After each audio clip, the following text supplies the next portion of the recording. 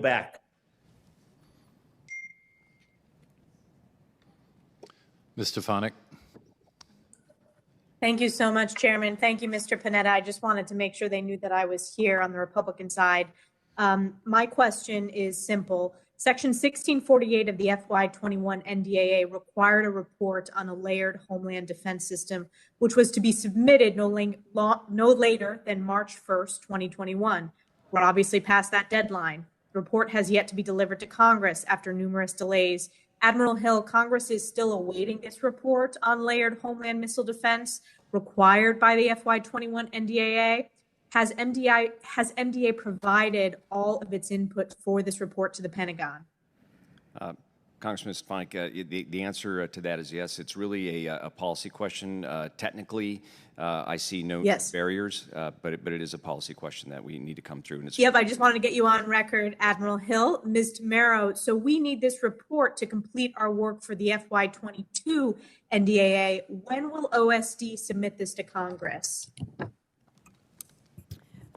Let me get you a better answer on the timeline, but I can assure you that looking at how what investments we make for layered homeland defense, what priorities are made, are the subject of studies again in consultation with the Missile Defense Agency, with the Office of Cost Assessment and Program Evaluation, CAPE, and so looking at what the options are, what the costs. Some of it can be scaled, what can feed in to make improvements, and what can be done in terms of cost reduction. And so we've made an initial investment on this in FY21, I'm sorry, in FY22.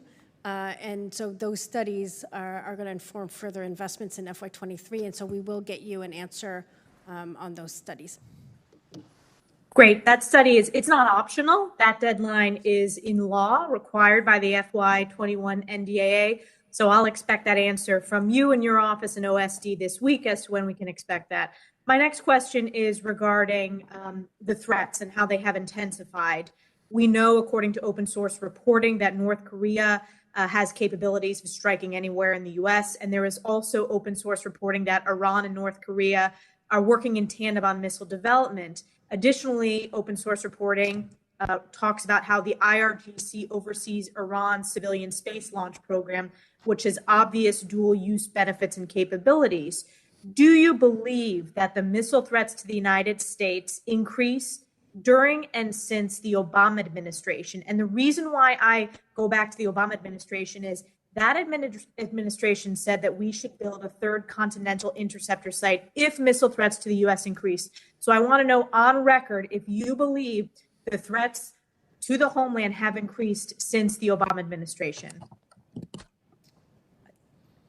Yes. That's for Ms. Tamaro. Yes, both North Korea and Iran are continuing to increase their missile capabilities and have increased them since 2010.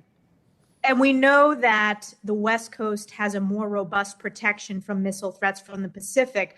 Relative to the West Coast, is the East Coast as protected from threats like a potential Iranian ICBM or an SLBM from somewhere in the Atlantic?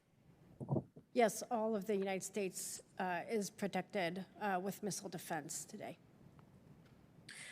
Switching gears to the NGI, there are reports that the MDA plans to buy 10 developmental interceptors as part of the NGI program. Would any of those interceptors go anywhere outside of the current GBI silo infrastructure sites at Fort Greely or Vandenberg Air Force Base? Specifically, could any of those interceptors go to an East Coast missile defense site? I'll defer to Vice Admiral Hill on where interceptors could be placed. Yeah, ma'am, right now we're focused on getting to the production numbers and those initial test articles. It'll be a global force management discussion on anything beyond Fort Greely. But right now we're planning for Fort Greely. We've got the room there, Missile Field 4. We have all 20 silos installed now. We're doing the integration work, so we can house them in Fort Greely. If the nation makes the decision to open up battle space by having a third site, that conversation will come.